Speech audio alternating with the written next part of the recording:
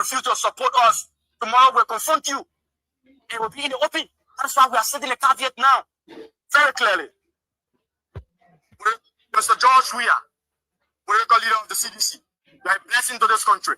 Millions of other people, destinies and dreams rest upon your shoulder. So many young people grew up in admiring who you are. You are a national gift to the people of this country. This is not the time for our standard bearer to limit the people's struggle to WhatsApp story. President Weah, President Buaki cannot be using guns, shooting and killing people. And our political leader is responding on WhatsApp story. No, CDC is the biggest opposition political party. That political party belongs to the people. It is that much important that the People's Party lead opposition parties are only looking up to the CDC for direction.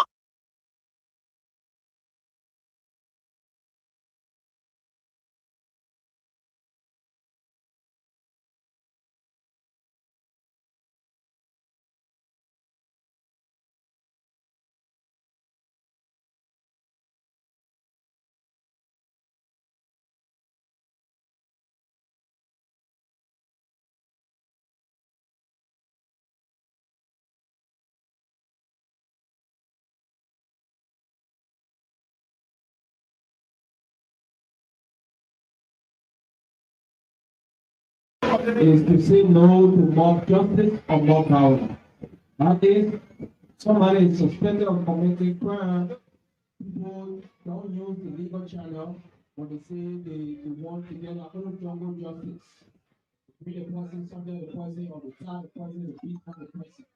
That's the message we came with today. We say to you, the young people, we are begging you. If somebody abused the law and you know the person abused the law, you have the police station right here. You have a contact person, you reach to the police station and you contact them. So the Ministry of Justice representations will do all the legal requirements, of how they arrive at the decision to do massive campaign about anti-mob violence in the country, more especially how they plan to go in rural Liberia, because one of the leading trends is in rural Liberia, the Lima County, the Port County. Somebody was asking, how did they arrive at your community? Your community is a slum here where it is highly populated. We have had cases of that nature from the review and the data we have. The study we conducted. Otherwise, we have plenty of community. Also, we can't do community because things happen in living trends in your community. So we are here to discourage you that more violence is not good, it's bad, and the panelists don't say we say. One of the greatest institutions of this republic was exposed, the Ministry of Health. 2014 to the Ebola crisis. That exposure that we did not have the strength to fight, doctors, nurses, citizens died. And it was an exposure. In recent time, the crisis between the border, it actually exposed the armed forces of the country. It clearly explained to us that we did not have the manpower. We did not even have the weapon to stand. The only thing we could do is to be in the background, to use a diplomatic approach. It was very embarrassing, very, very shameful that we could not do anything to stand. And as a nation, as an armed forces of the republic, the citizens need to depend on you. So this particular section 7.2 of the new Defense Act of 2008, I look at it to be very intelligent. If you request for academic performance, that before becoming members of the armed forces of this country, you should be on a high school, you should have wider security. It's very important to most of our brothers and sisters. In that very fateful day, when the Guinean soldiers arrived at the border, when they posted their flag in the border, Liberian flag down, I saw the guy coming out, bringing their flag down, and posting our own. I did not see the issue of qualification. One of the greatest institutions of this republic was Don't exposed. I don't think my chief should recontest or think about contestation in the 2029 as president we are. You think he should not He contest? should not. You think the Because CDC they should put are- up a new face? He should rest. He should have his time with his family. He should have his That's time. a personal to decision. live. That's a personal, but I'm his junior brother. I work with him. I know him very well. And I'm just saying it as an advice. No disrespect. And the reason is simple. Because those that are the hem of power in the CDC today, they are not the people. They're not going to produce. They're not going to give him what they're telling him, Clarence. And if this is an advice, I'm telling my chief, don't waste your energy, don't waste your time, because I know them. We know one another. And I just feel for the comrades, our junior comrades that we left there, the energy they put into this is not what the guys at the top thinking about. They're not going to deliver. They're not going to bring George Bar anymore. They are not going to bring George Bar. It's going to just be business as usual. Who would you have Today, preferred as the face of the there's an CDC? internal crack because one group of people believe they are the elite. No, but So talk they about wanna go- Fala, you're not in the poor party, man. Oh, So but you're making man, it, this is but where you're I was making it giving look like there is birth to. confusion. There is. They're not visible.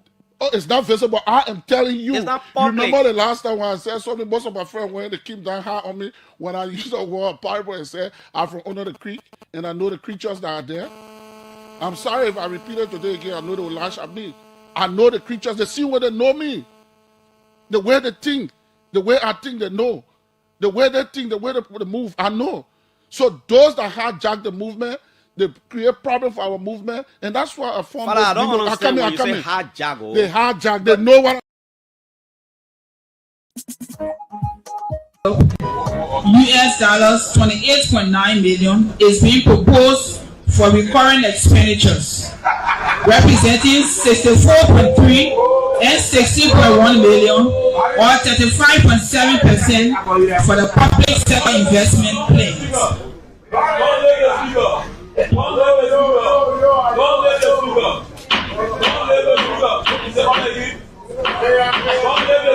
Sectors benefiting from this include public administrative sector,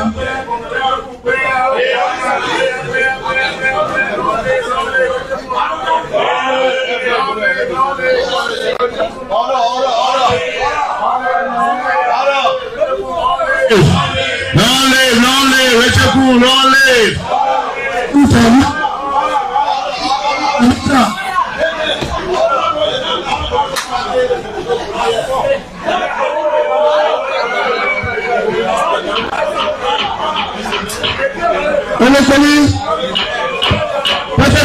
Please.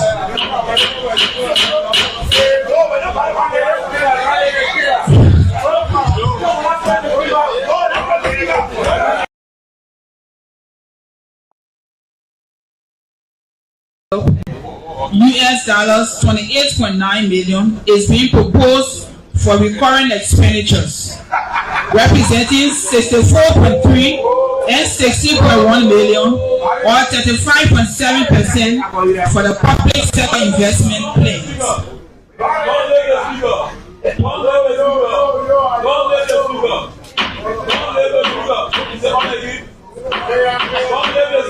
Sectors benefiting from this include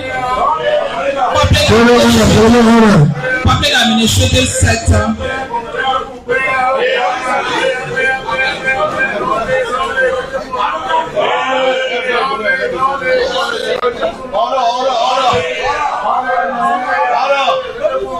Long live, Richard Cool, long live.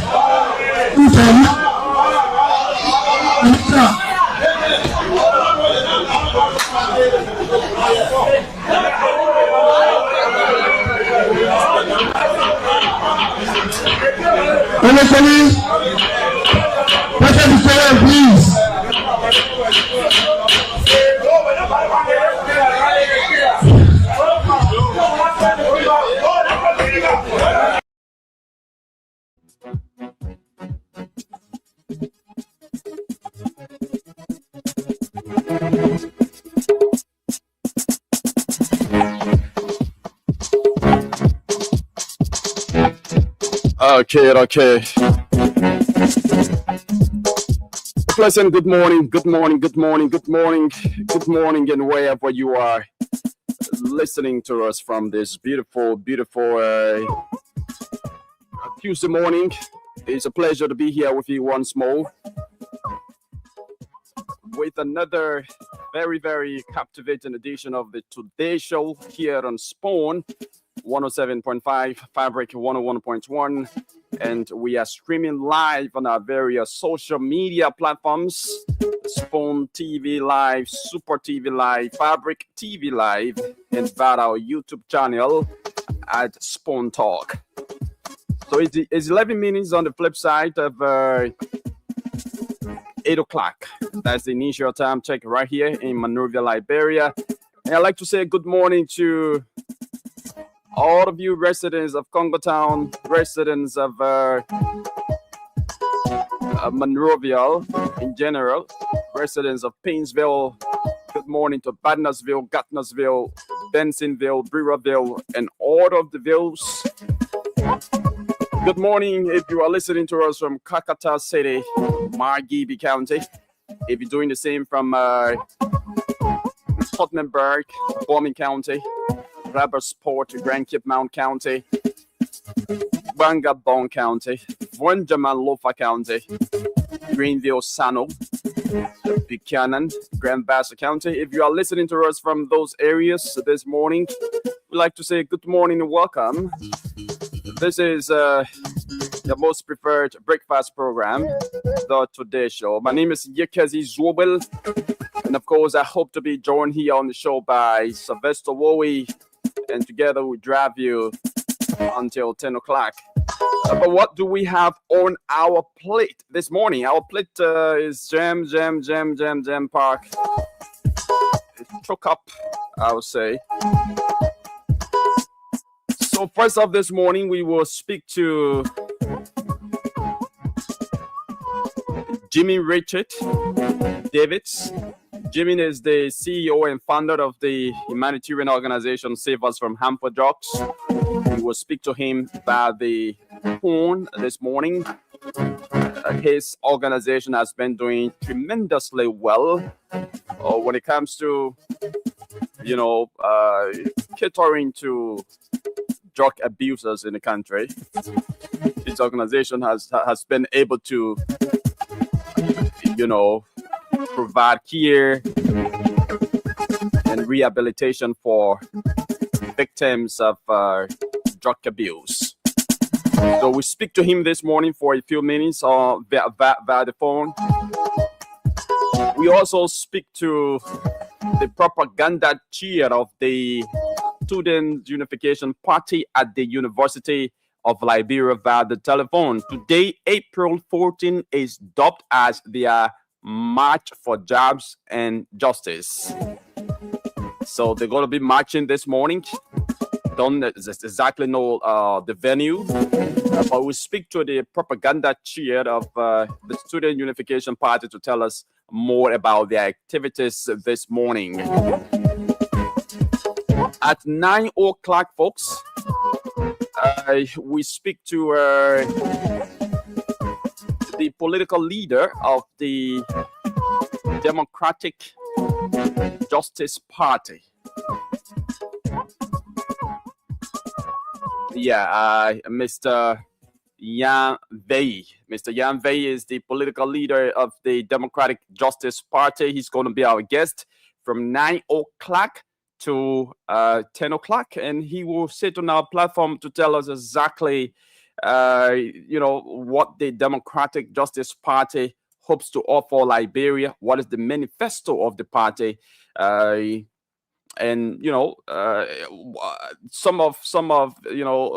he also be providing his perspectives or his view about some of the trending national happenings in the country. So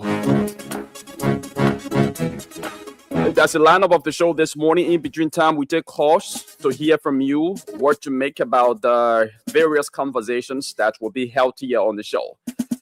Again, my name is Yekezi Zwobel. urging you to please invite someone to listen or view along. And let me say good morning to all of you watching us via our various social media platform. Bob M. Harris is watching. Bob, thanks for joining the show. Caps, I don't know whether it's caps or cabbets. Is watching the show this morning. Mikhail Mator is also watching the show this morning. Star Blaman is watching the show and says good morning. Mustafa Sharif is watching the show. Robert Ngone is watching the show from 133 ABC Mission Community, RIA Highway. Daniel Bashel is watching the show as well. Daniel, thanks for following this morning. Honorable Moses Fambule Pesci Jr. is watching the show from Bummy County. Thanks for following. Rav D. Wilson is watching the show. Rav, thanks for following the show this morning. Jaja is following. Thanks, excellent. Emmons Mombo is watching the show. Fatu Richardson is also watching. Hilton Wale Jedo is watching the show from Greenville, Sano County. Leik Ekane. Wow, it's been a while, Lee. Hope you're having a wonderful time and thanks for always following the show. Domowa Kwali, another religious follower of Spoon TV Live. Thanks for following the show. This morning, Dude Daniel says good morning to everyone. Moses Cole is watching. Chokon that Cho Cooper is also following this morning. Kemoka Albert Sayed Mahmoud is watching the show. Good morning to just everyone watching the show this morning, and thanks for always following us. As we go on with the show, you want to contribute by commenting right there in the comment section.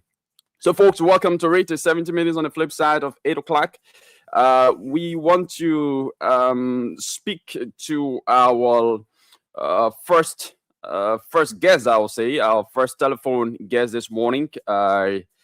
And he's David, that's Jimmy David Richard.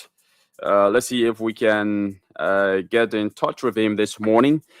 Jimmy Richard Davis is the CEO and founder of the humanitarian organization Save Us from Harmful Drugs. Let's see if we can join him this morning to tell us about some of the activities of his organization. Like I said, his organization has been doing tremendously well when it comes to catering to victims of drug abuse across Montserrado County. So he's now on the line to tell us more about his organization. David, good morning and welcome. Davis, in fact, Jimmy Richard Davis. Welcome to the show. How are you? And how is your organization Save Us from Harmful Drugs? Okay, David, just 1 minute, please. Let's get you on better. Okay, go ahead. So let me say thank you very much. Getting this unique platform for me. Explicitly, and views on. Okay, David, just hold it a little bit. We are still finding it difficult getting you on via the telephone. But let's hear you now. Okay, so like I said earlier, thank you very much. For bringing me on. I've always been driven by the need to support vulnerable populations. But when I realized that the government was demolishing and shutting down various ghettos, I saw many disadvantaged youth struggle to get direct real-time feedback from the communities. All right? No shelter, no food, no meaningful programs put in place to accommodate them. Community dwellers bullied them, calling them names like Zogos and criminals due to efficient aid distribution. Then I asked myself, where is my place as a youth of this nation? How can I contribute to make the world a better place? See such a pitiful act I decided to mobilize friends and local resources to establish this unique organization called Save Us from Harmful Drugs that is aimed at retrieving disadvantaged youth from various ghettos, cemeteries, beaches, and streets. All right. So we've been doing this for the past 2 years. So How initiated a challenge, and we are seeking to expand our efforts to various counties and how to reach communities that are extremely in need of our help. All right. I'm actually looking for a partner who are passionate about this cause to support us. With passionate donation. Okay. So yes. So you said the organization was founded when? 2 years ago? No, we've been into this business since November 2nd, 2025. Yes. Okay, so it means it's just a recently founded organization.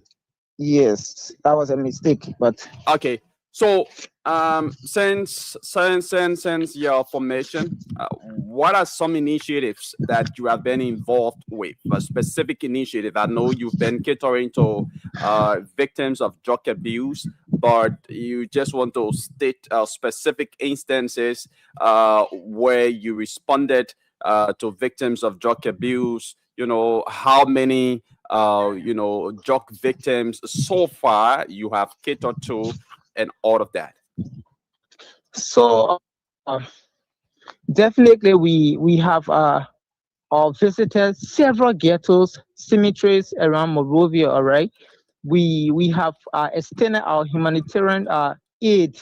All right, to most of these ghettos, cemeteries. We retrieve them from the ghettos and then take them to the rehabilitation center for potential treatment and transformation. All right. So far, we have retrieved on our decks the number of disadvantaged youth, especially females. We have retrieved close to 30 persons.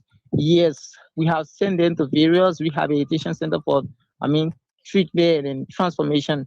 Actually, we don't have the resources to go back into the rehabilitation center to accept those victims that we have retrieved from the ghettos. And normally, when we hit the ghetto, we carry on our humanitarian initiatives, such as we do hair braiding. We cut their hair, provide medications. Somebody got soles, wounds on their legs. We treat them, and then we also we provide clothing. We also provide a massive drugs awareness among the vast majority of them in the ghetto. We also, the last thing we do one-on-one counseling. After the counseling, we ask if there is any relative that we can contact, so that that human being us. So people will say, oh, they want to kidnap me and stuff like that, so that we can know the relative when we are taking them to the rehabilitation center, so that they can be aware with their consent. All right, then we can probably, if they can accompany, or when we take them, then see the facility, then we do that. But we do the one-on-one counseling to enable us to get some of their information. All right, because this is something we don't force people. We talk to you, we persuade you. So how long do they stay at those rehabilitation centers that you take them to? So sometimes depends on the recovery. Sometimes they stay like 6 months. Sometimes they stay like some of them stay like 4 months, and then on the average they stay 6 months, and then they go through. They go through the treatment, and then sometimes they are giving vocational skill. Yeah, like we just graduated like 15 persons from the Samuel Grahams initiated at the Bombers Row in Kakata. Yes, from our organization has taken to their facility. We have graduated like 15 persons female dominance. Okay. Yes. So yes. One major problem with rehabilitation centers, or with catering to victims of drug abuse, is that when they are taken to those rehabilitation centers, they are provided, the needed medical attention, and everything. Uh, Sometimes, I mean, some of those rehabilitation centers will go ahead and provide vocational skills for them, like according to you, your organization does. But then at the end of the day, they just leave them to go without empowerment.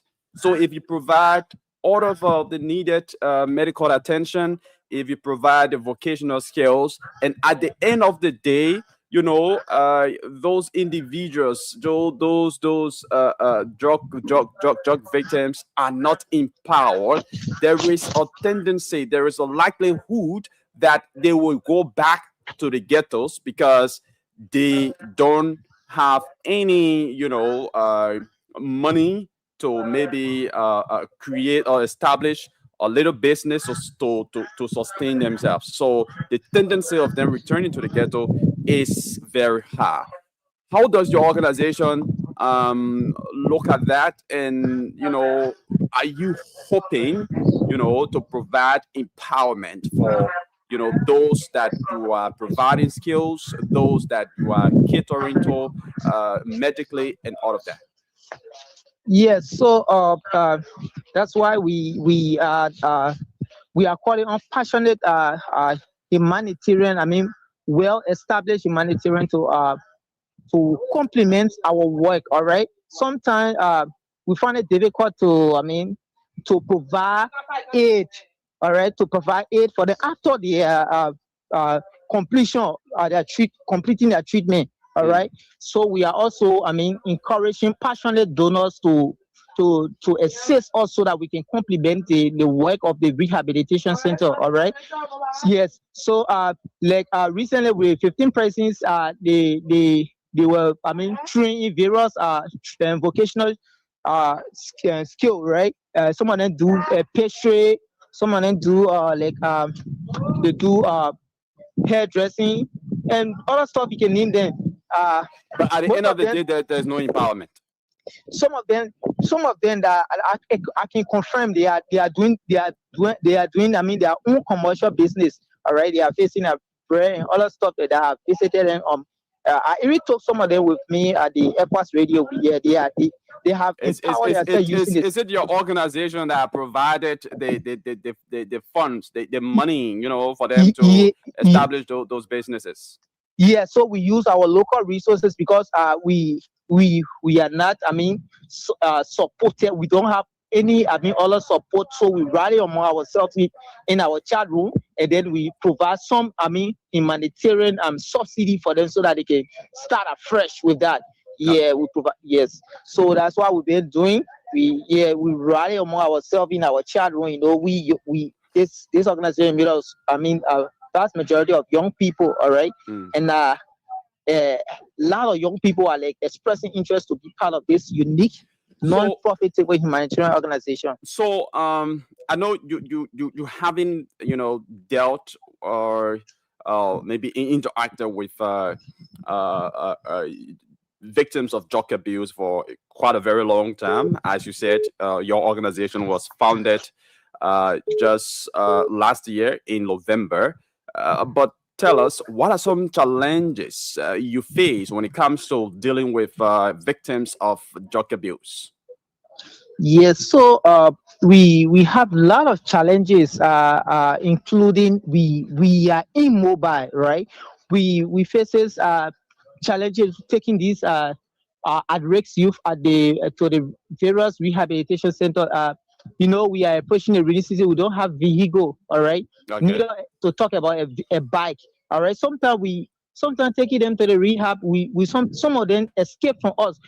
Some they are unpleasant odor. It makes it difficult for even commercial driver to even take us. All right, people bully on a daily basis, and then what we are like. Sometimes we are stranded. All right, people overcharge us because of sometimes I have to ride taxi board with taxi trunk along with them in order to reach them to the rehabilitation center. All of you wanting to accompany us. Sometimes they get discouraged. Because we don't have equipment, movie object to take them. Sometimes you find out that we'll be like taking like 11, 12 person to the rehab. Sometimes they escape from us. All right. Yes, because we don't have the necessary mobility to be able to transport these. I mean, at risk youth to the various rehabilitation centers. Sometimes imagine you risk your life goes into the cemetery, the ghettos, extreme ghettos. We have visited up almost the entire 17 districts in Monserrado County. I can confirm that. Yes, we have visited the ghettos. We have met with a lot of young people. We know what they are telling us. We know a lot of them are willing to leave the drugs addiction. All right, but they are not getting. I mean, they are not getting someone to really encourage them. I mean, that support. Most of them are like basing it on peer pressure. But to be frank, we are immobile. We lack mobility. This is one of the major challenges because now we are facing rainy season. How do we go to the ghettos? Taking for example, the King Great Cemetery. Recently, we already, I mean, fast track few disadvantaged youth to take them at the rehab. All right, we're still doing the backstage. I mean, investigation. All right. So how do we do that? We get about like 10% on our list to take to the rehab.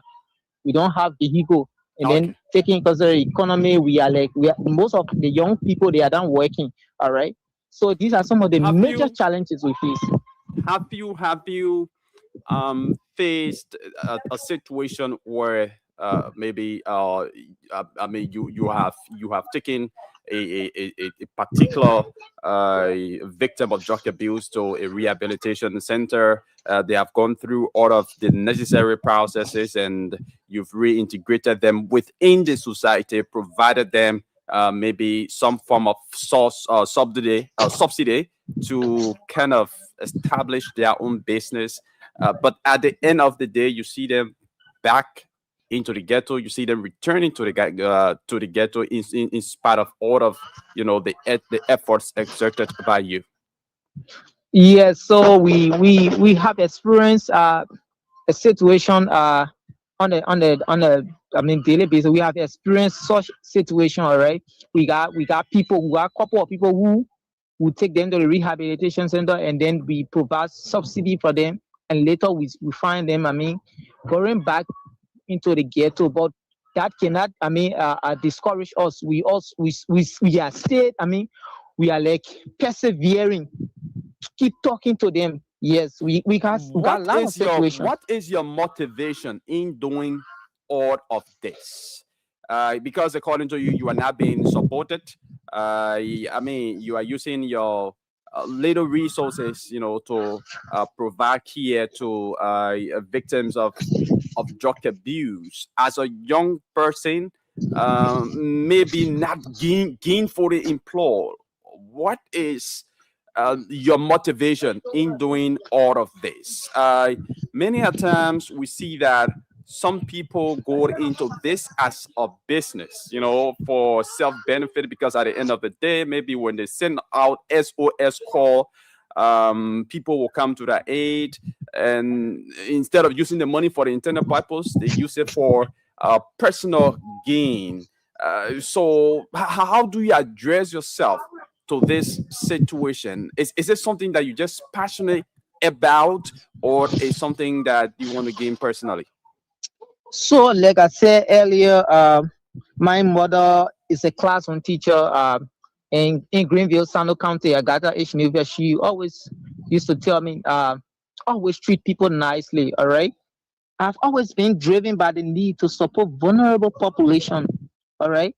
I've been like passionate about doing this. That's something that I'm actually into. All right. I'm not driven by, I mean, any financial aid and stuff like that.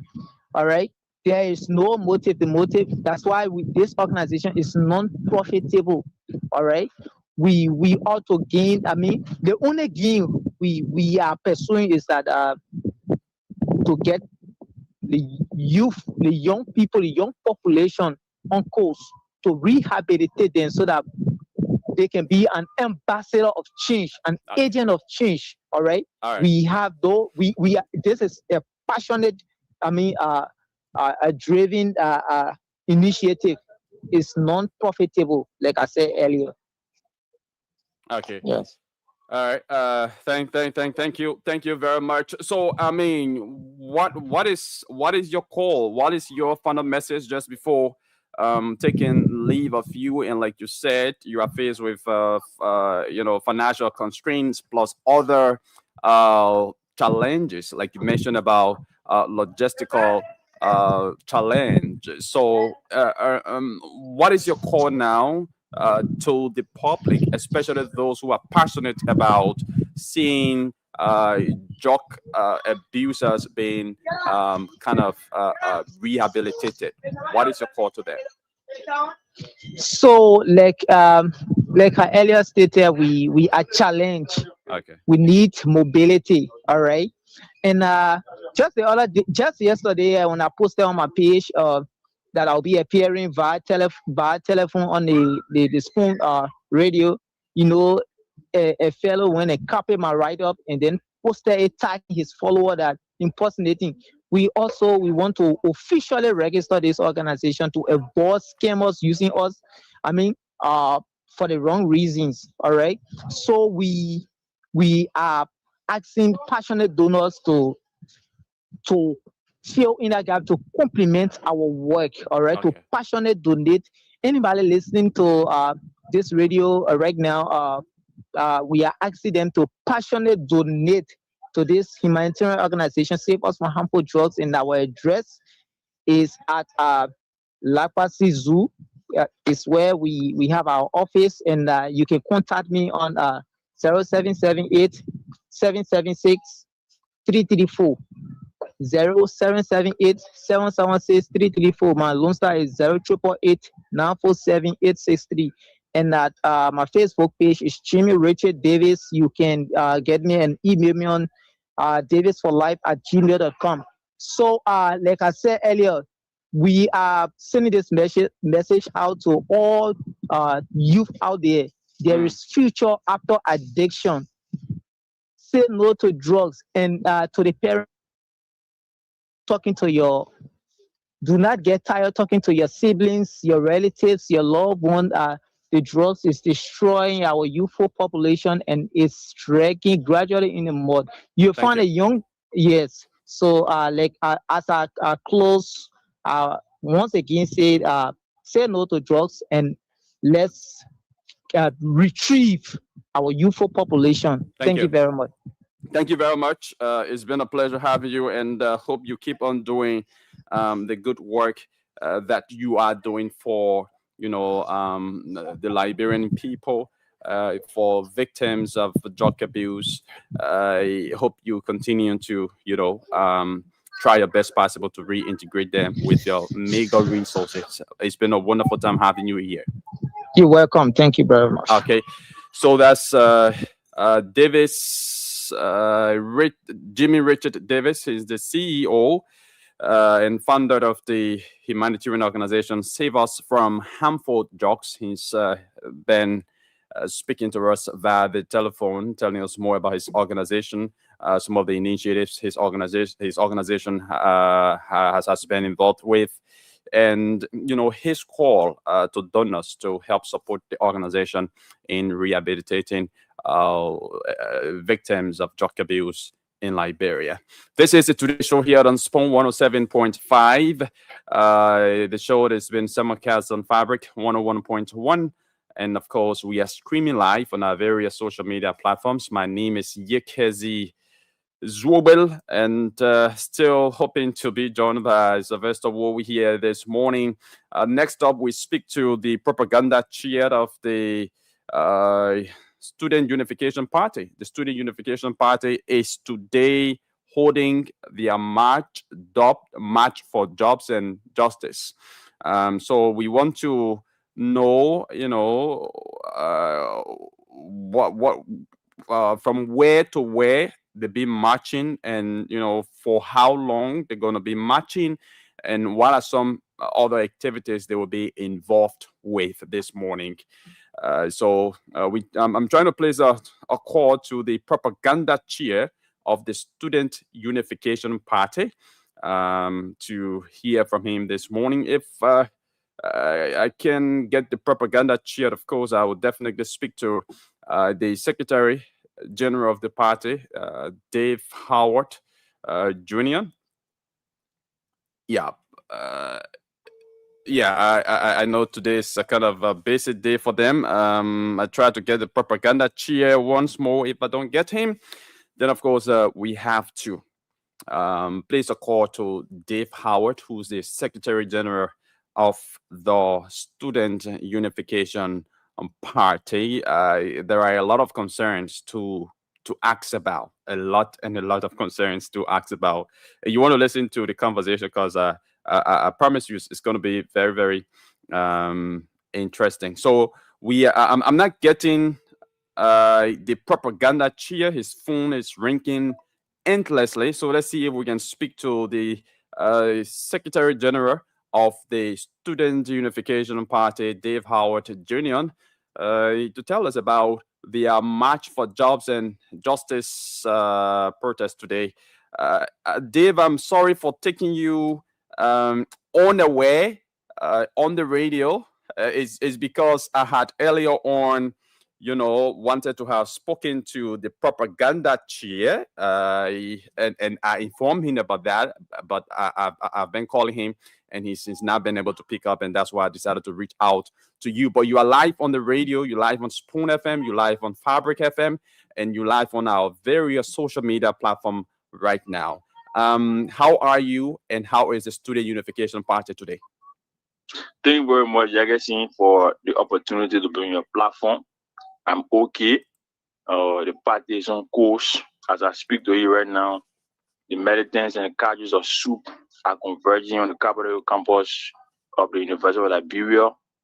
We have hundreds of Liberian citizens, the ordinary people, the street hawkers, the street vendors, the marketeers, the motorcyclists. They are all converging to join the party today, because by 12 noon, we'll march, beginning from the Capitol Hill campus of the University of Liberia throughout the principal streets of Monrovia, and then we'll come back on Capitol Hill where we will offer our petition statement to the national government. You said you're marching from where to where? So we'll march from the Capitol Hill campus of the University of Liberia all the way Broad Street. We'll come back right before the Capitol building there, and then we'll issue a petition to the national government. Okay, issue a petition to the national government. Again, I know you were on the platform here, on the show here the other day, and you told us everything about the essence or the rationale behind your protest. But since today is the day of the protest, and for the sake of others who did not listen on that day, you just want to reiterate some of your concerns, some of the reasons for which you are protesting, you are marching, in fact? Yeah, so the march has the theme, March for Jobs and Justice. So the Student Unification Party believes that since the ascendancy of the Bagakun administration in 2024, this government has failed to provide jobs for Liberians. Everywhere we go, we see people jobless. University graduates up to now cannot even find jobs. Recently, the University of Liberia put up graduates, even the United Methodist University put up graduates. So you have people in this country who have the credentials, who have the experience, yet they cannot find jobs. Yet the Baga government cannot provide meaningful employment for them. The economy is, it's in the toilet. The economy is not functioning for all Liberians. The issues of injustices continue to perpetuate in the society. You have the LECC that cannot prosecute anybody. You have the Asset Recovery Task Force, whose mandate the president had to reactivate, that did not even restitute any stolen asset from this, for the country. So these are some of the reasons for which you come out to the protest, to inform the government that, hey, you took power to transform the lives of ordinary Liberians. You said you came to rescue the country. So you have to provide jobs for us. You have to ensure that you provide meaningful employment for Liberian citizens, because that is the foremost and the primary responsibility of any government that comes to power. So that's the reason that justifies our convergence today. Okay, but you're talking about jobs, but the government says it has provided over 70,000 jobs, short-term, medium-term, and long-term jobs, and that was mentioned in the president's previous State of the Nation address. What do you say about those jobs that the president mentioned in his previous State of the Nation address? are they audio? Can I say audio jobs or let's say unrealistic jobs? So we say that those jobs are phantom jobs. They are Phantom airborne jobs. You can only find them in the clouds. Every reasonable Liberian knows that was a fiasco. It was a charade. Nowhere in this country you can tell us that you provided 7,000 jobs. I mean, we're talking about meaningful employment. That is, you give people permanent jobs that will give them the economic means of transforming their lives and the lives of their families. You cannot go organize maybe one small road construction project, you put somebody there, and then the more you get the person $75, you say you have created jobs. You've not created jobs for young people in this country. They took motorcycles from the streets without providing any alternative. So the Bagakun government is only using propaganda to bamboozle Liberian people, to deceive the people that they have provided jobs. Go in the marketplaces, go in the streets, go to people who just left the university and ask them whether they have jobs, and they'll tell you no, they don't have jobs. And to prove that the Liberian people are jobless, to prove that the people have no jobs in this country, watch and see. Look at the chorus of young people who will come out today. Look at the multiplicity of young people. There will be a deluge. There will be a human tsunami today. You'll see thousands of Liberians marching of the party. Human tsunami. Don't you think that is an exaggeration? Human tsunami. Of course, it will be a human tsunami. You know the party. So is the are we going to see? Are we going to see? Are we going to see more than 1,000 people outside today? It is not going to be ordinary. It will be a breathtaking convergence of Liberians today. Are we going to see more than 1,000 Liberians out today? Of course. In fact, just look at the broad base. I sent my reporter there to do the counting. Just our militants constitute more than 75% of that number. So what more about ordinary Liberians who bear the brunt of the economic paralysis and destitution in Liberia? They will come out. The people will come out because the people understand that this government is stealing. This government is lying to them. You cannot lie to the people about 7,000 jobs. They say the economy grew by 5%. You cannot see any expansion in job creation. So how do you grow the economy when the people have no jobs? How do you grow the economy when civil servants are still being underpaid? When doctors make very, very, very patchy amount of money? When soldiers are being underpaid, and then you have people who work at the LTA making thousands of dollars. It is not acceptable. And the Vanguard Party, as the moral compass of Liberia, as the intellectual conscience of the society, will ensure that today we inform the government that we are fed up with their rhetoric, that we are fed up with their propaganda, and will determine our next course of action today. Okay, you've talked a lot more about the government's failure to provide jobs, but your march is dubbed or tagged march for jobs and justice. So in terms of justice, where are some of the areas that the government has failed? So let's look at the issue of rape. Under this government in 2024, the Bagakun administration recorded the highest number of rape cases in a single year in the history of post-Liberia.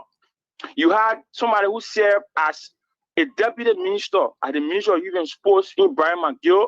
He was accused of raping a little girl. Up to now, he has not been arrested. In Liberia, rape is a bailable offense, non-bailable offense. If somebody commits rape in Liberia, the person must be arrested. But only because he is part of the state, only because he is part of the regime, the police have said. You have somebody who you are an agent, an NSA agent in Peter Bonjala. Today, he is accused of sodomizing a 16-year-old boy. He has not been arrested. So today we are calling for justice for all the victims of rape. We want the government to arrest all perpetrators of rape. You look at the issue of the police have said that in the case of Bryant McGill, I think the police releases is funding, and they said, I mean, there were no enough evidence or pieces of evidence, to have arrested Bryant McGill, and they follow up on the case. They investigated the matter, and still they did not see any enough evidence pointing to the allegation leveled against the former deputy minister at the Ministry of Youth and Sports. In the first place, Legacy, the man was not even arrested. We know the story. He was not even arrested. In fact, a government hospital before an arrest can take effect, saying that the little girl was tampered with, saying that the little girl was raped. but he was never arrested. After, burying the case under the carpet, after denying justice, then the document said they have no evidence against him. It was because they were already prepared to compromise the case. So we'll be calling for justice for all victims of rape. Look at the issue. I told you about the LACC.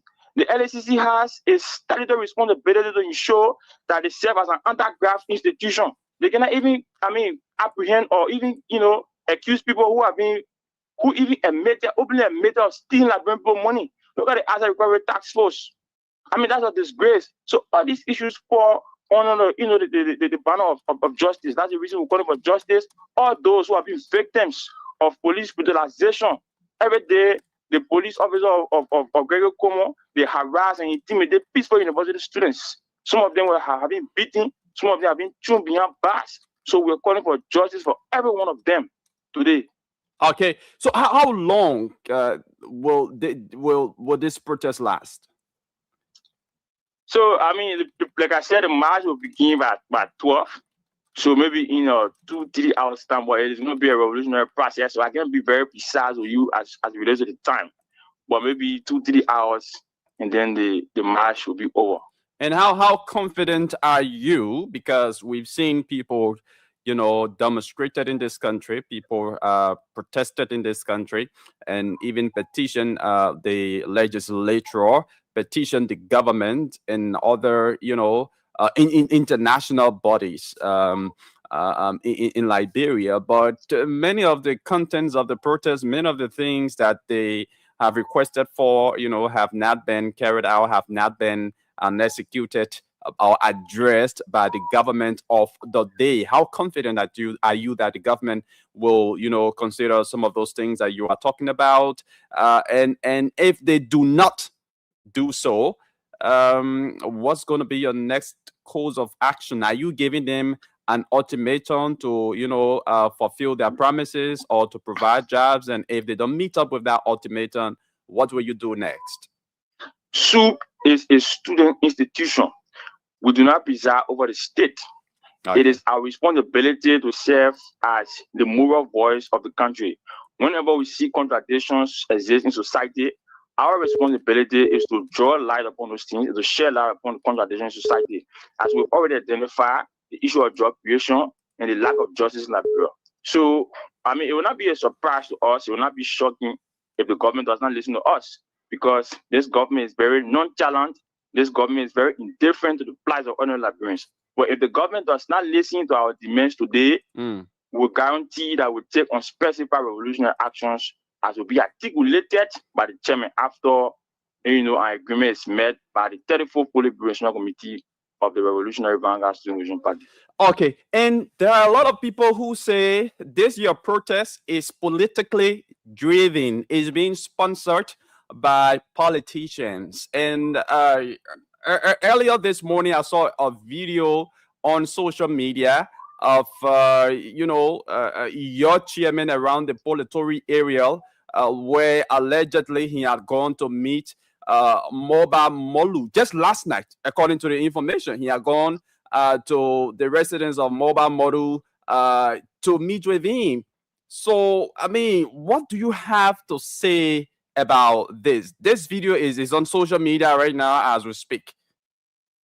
The reactionary elements in the fifth columnists, as well as the purveyors of gossip and cheap propaganda, have always been accusing SUP of being an institution that is used by the opposition. Now, let's look at it logically. Today, the Unity Party presides over the state. Just a few years ago, this party was in opposition and the CDC was in power. Today, people who are accusing us of being aligned with the CDC, they also accuse us of being aligned with the Unity Party. So it's the same rhetoric that is circulating. We don't need to be paid by any politician. Okay. The problems in Liberia. But is it true that your militants were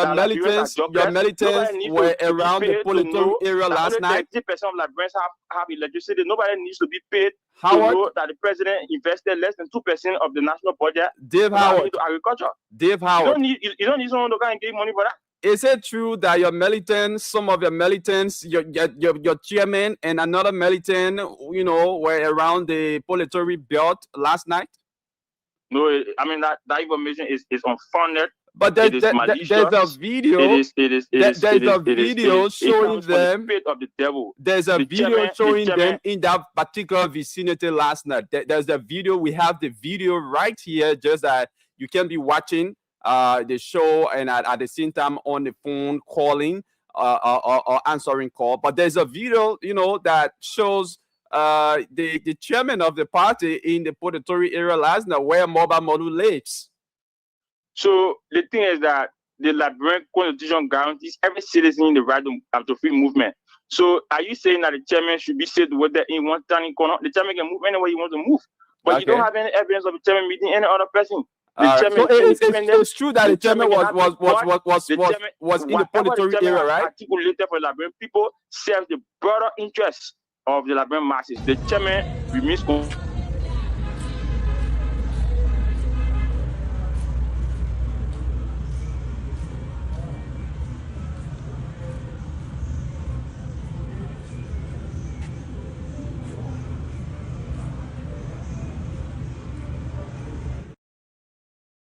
You have no evidence. Of the chairman being an individual, right? You cannot say, oh, the chairman should, for example, he should be in single. The chairman should not go red. You cannot limit. You cannot limit. No, I'm gonna ask you this question because of concerns that your march is politically driven. Politicians are sponsoring your march and all of that, and seeing the chairman of the party around the Potatory area where Mobile Model lives. Just the night prior to the day of the march is something concerning, and that is why I'm asking you the question. It is not concerning. It is not concerning. I mean, for example, if you were to come to Singapore, because I live in Singapore, if you were to come to Singapore, does it mean that your presence in Singapore is because you want?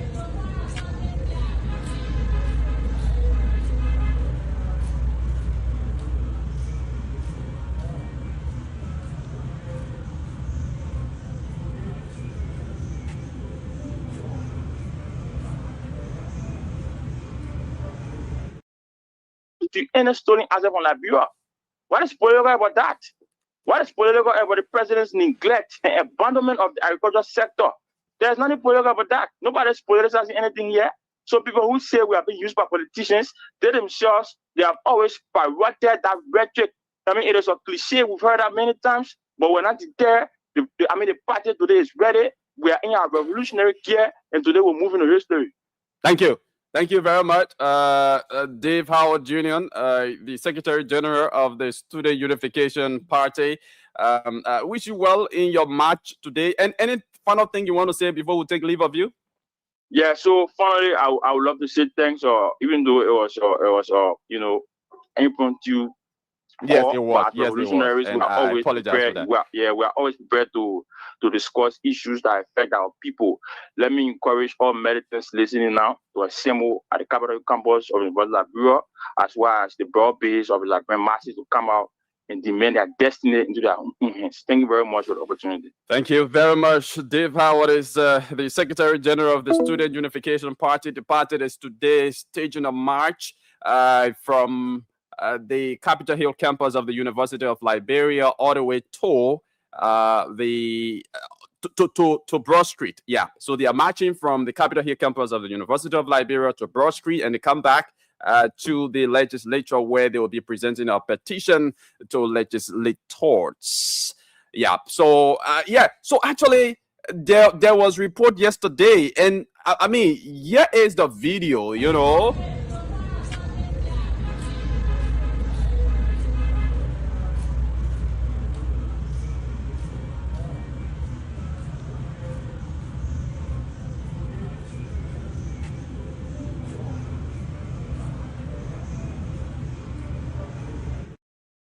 give me.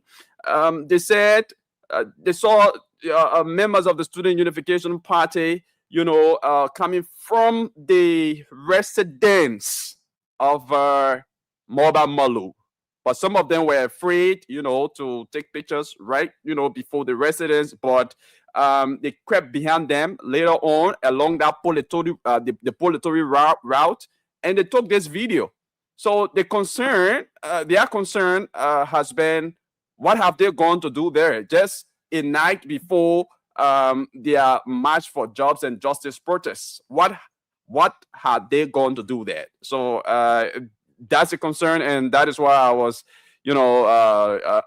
asking those questions necessary to be asked to the Secretary General of the Student Unification Party. But folks, it's 9 o'clock, and of course, like I said, at this time we'll be playing host to Mr.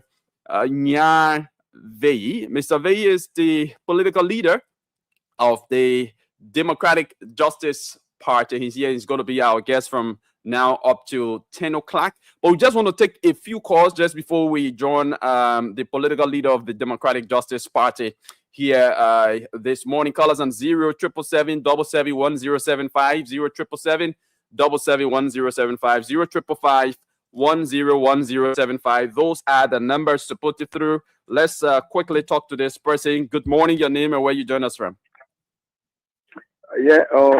Let me say good morning, Yekazi. My name is Jeremiah Siawe. I joined the discussion from the district number. Yeah, Jeremiah, let's hear we have to be straight to the point. Whether chairman went to Porotori area, whether chairman met Moriba Moruba, it's not the issue. Okay. The issue we should be looking is what the outline is. Are they lying? Those things does not exist. It exists, of course.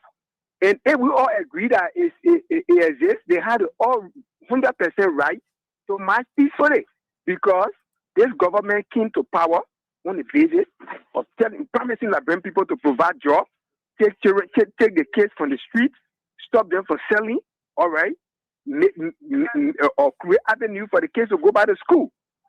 Is the government doing it? No. So okay. They are 100% to go out there to put our government feet to fire, because Unity Party came to power on propaganda.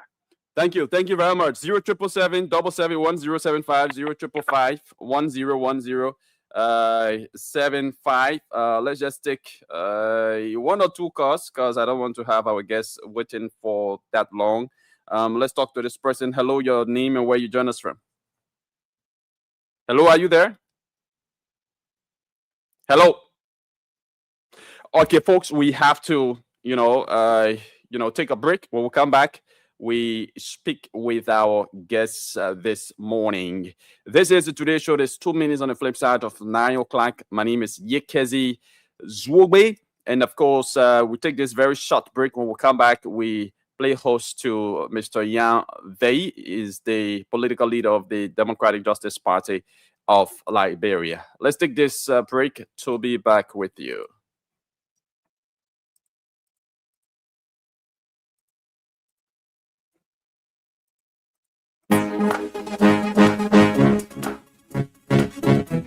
This press briefing to formally inform you that Criminal Code C has issued our fourth indictment.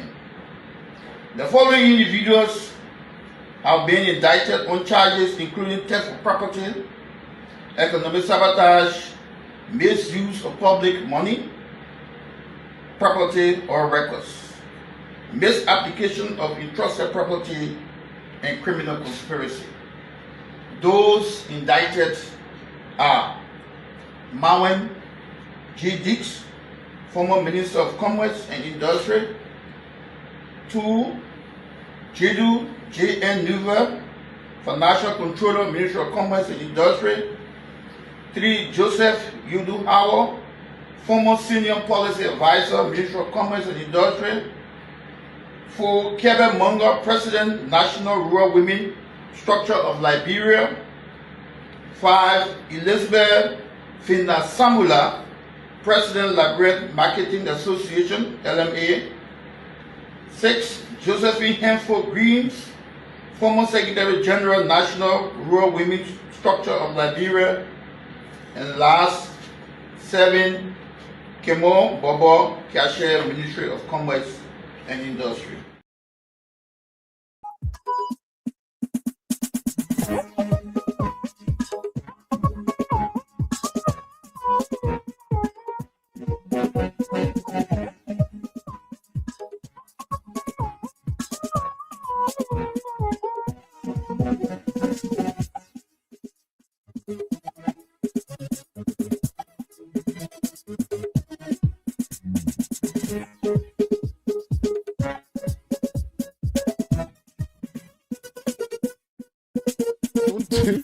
I don't think my chief should recontest or think about contestation in the 2029 as president we are. You think he should not He contest? should not. You think the Because CDC should put up a new face? He should rest. He should have his time with his family. He should have his That's time. a personal to decision. live. That's a personal, but I'm his junior brother. I work with him. I know him very well. And I'm just saying that as an advice, no disrespect. And the reason is simple. Because those that are the hem of power in the CDC today, they are not the people. They're not going to produce. They're not going to give him what they're telling him, Clarence. And if this is an advice, I'm telling my chief, don't waste your energy, don't waste your time, because I know them. We know one another. And I just feel for the comrades, our junior comrades that we left there, the energy they put into this is not what the guys at the top thinking about. They're not going to deliver. They're not going to bring George Bar anymore. They are not going to bring George Bar. It's going to just be business as usual. Who do you want as? Who do you want? Who would you have today, preferred as the face of the there's CDC? an internal crack because one group of people believe they are the elite. No, but So talk they about wanna Fala, go- you're not in the poor party, man. Oh, So but you my make man, it, this is but where I you're was making it giving look like there is birth to. confusion. There is. A pleasant welcome back. This is the Today Show right here on Spawn 107.5, 6 minutes on the flip side of 9 o'clock. And of course, at about this time, we'd like to welcome our guest, the political leader of the Democratic Justice Party, Mr. Yan Vei, for the next 55 minutes, maybe let's say 54 or 53 minutes. He's going to be here to talk to us about his party and the manifesto of the party, the plans that the party has for Liberia, and he will give his own perspective on some of the trending national issues in the country. So we still have to take a short break to do some adjustment with Mr. Vei's camera to be back. I don't think my chief should recontest or think about contestation in the 2029 as president we are. You think he should not He contest? should not. You think the Because CDC they should put are- up a new face? He should rest. He should have his time with his family. He should have his That's time. a personal to decision. live. That's a personal, but I'm his junior brother. I work with him. I know him very well. And I'm just saying that as an advice, no disrespect. And the reason is simple. Because those that are the hem of power in the CDC today, they are not the people. They're not going to produce. They're not going to give him what they're telling him, Clarence. And if this is an advice, I'm telling my chief, don't waste your energy, don't waste your time, because I know them. We know one another. And I just feel for the comrades, our junior comrades that we left there, the energy they put into this is not what the guys at the top thinking about. They're not going to deliver. They're not going to bring George Bar anymore. They are not going to bring George Bar. It's going to just be business as usual. Who do you want as? Who do you want? Who would you have Today, preferred as the face of the there's an CDC? internal crack because one group of people believe they are the elite. No, but So talk they about wanna go- Fala, you're not in the poor. Okay, a pleasant welcome back. Now let's welcome Mr. Yan Vei, the political leader of the Democratic Justice Party, to the Today Show here on Spawn 107.5. Mr. Vei, good morning and welcome to the Today Show. Good morning. Thank you very much for being here. Okay, it's a pleasure having you on this morning, and this will be your debut appearance, right? Thank you. Okay. Now, let's begin the conversation. First, how are you? How is the Democratic Justice Party? Thank you very much. And I'm fine. In the democratic justice is very fine. But the first of all, let me make something clear. My phone is Nya very low. Wow. But because of the long pronunciation, people can always call the show by saying Nya very. I said that. Okay. Because it's a traditional name, and I will not hold you responsible if you may pronounce my name. Okay. And we are going to discuss the issue, the platform of the party, and discuss some of the issues that in the society. Okay. But before we begin with the actual story, I want to make something clear. Okay. Once upon a time, I visited the era where I came down hard on the crusade for injustice system in the country. He and the person is Excellency Joseph Walker and the fathers. The statement did not go down well with some people. But the fact of the matter is, Democratic Justice Party is one of the constituent political parties that brought this party into power. But not a single of the Democratic Justice Party is employed by this government. And DJP parties are slowly suffering in peace. You know, sometimes They are slowly suffering in peace. yes, they are suffering in peace. What does that mean? Well, you see somebody sometimes they're doing very decent, but you don't know that even if you don't get food to eat, but when you see you do that thing is wet. So that means you are suffering in peace. You are suffering in peace. Okay. When a person you say, yeah, that person is working, but you are not working somewhere.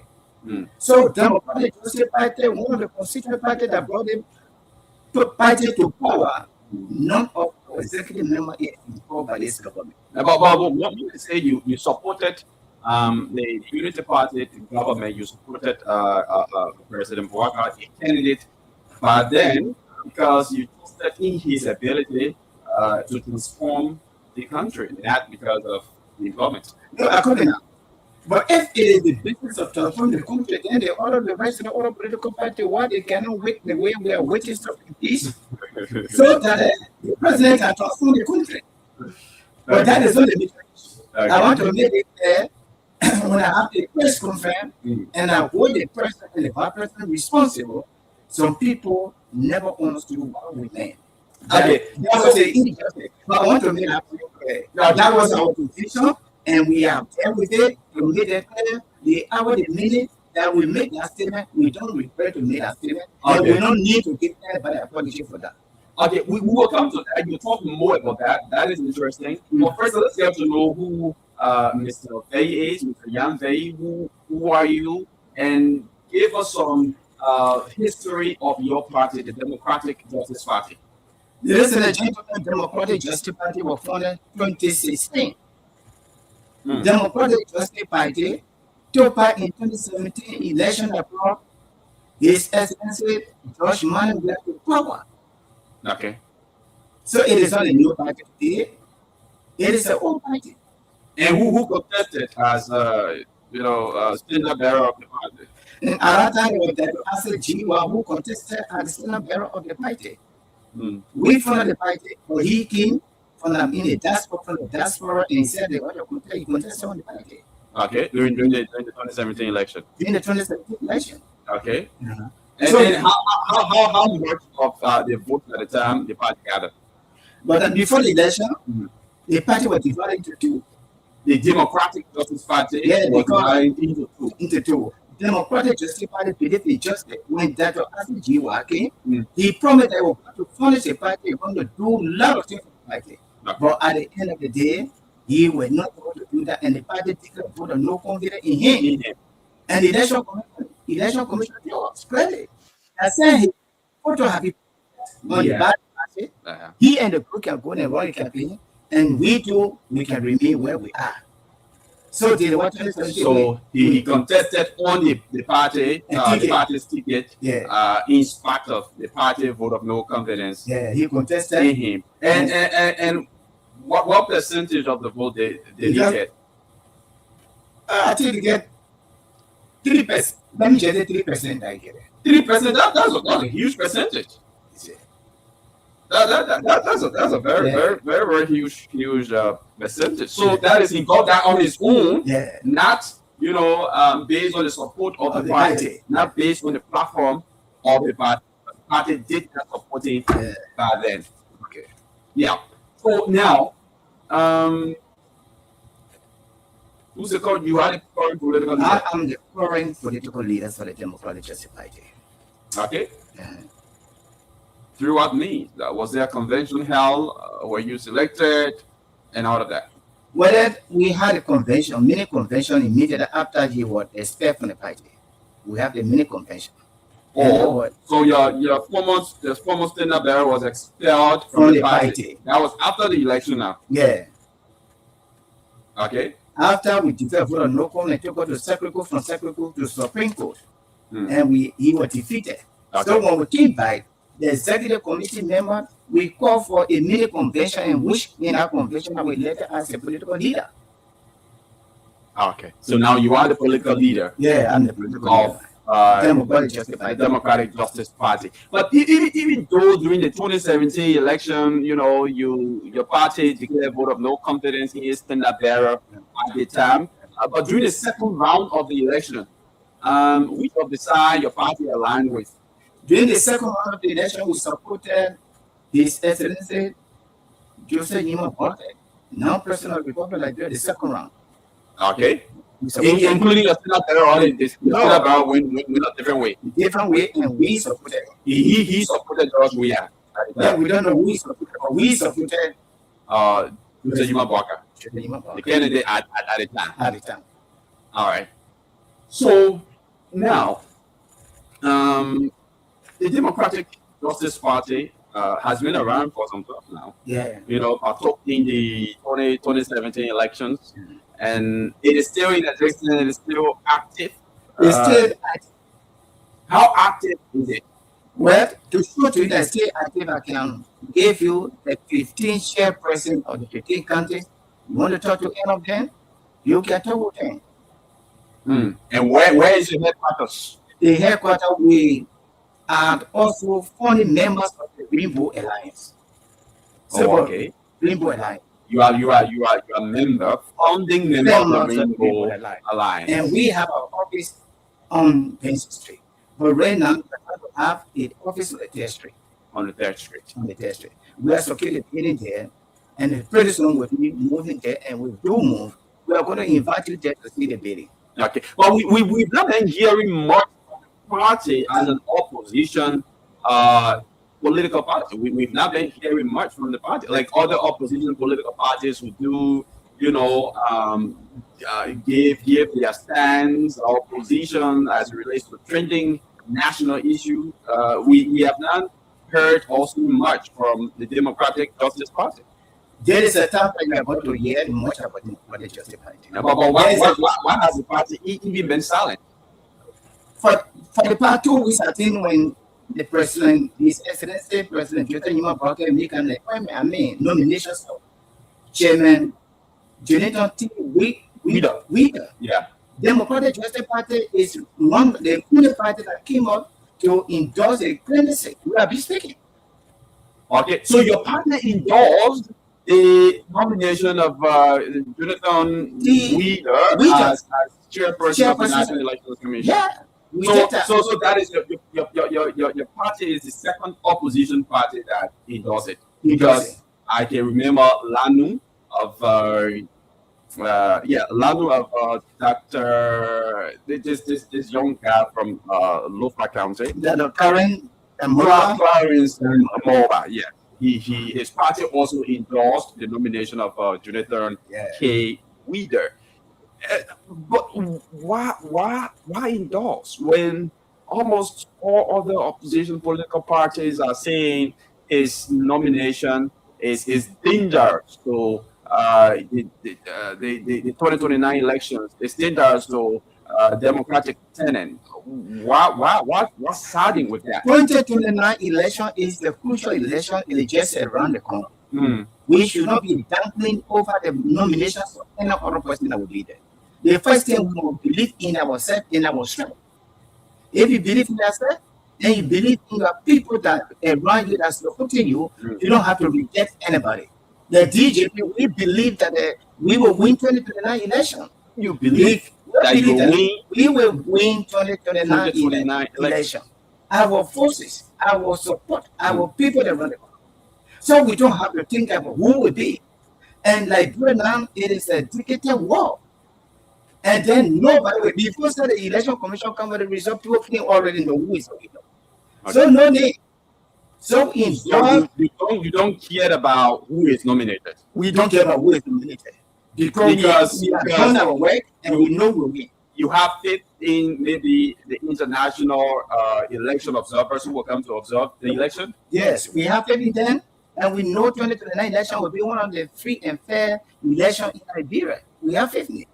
So what then do you say to opposition members of the opposition community like the CDC, like all other members of the opposition community, the ANC, they've all condemned, they've all criticized the nomination of Jonathan Wieder because, according to them, I mean, he's a partisan of the Unity Party. As a matter of fact, during the previous election, the 2023 election, he worked in the war room. He was a consultant, reportedly, in the war room of the Unity Party, and even came out public to announce results of the election, saying that the Unity Party has won the election first round. But at the end of the day, his announcement was contrary to what the National Elections Commission came up with at the time, that the CBC won the election first round. Let me be clear to you. Liberia today, we need to make progress and we need to move forward. Okay.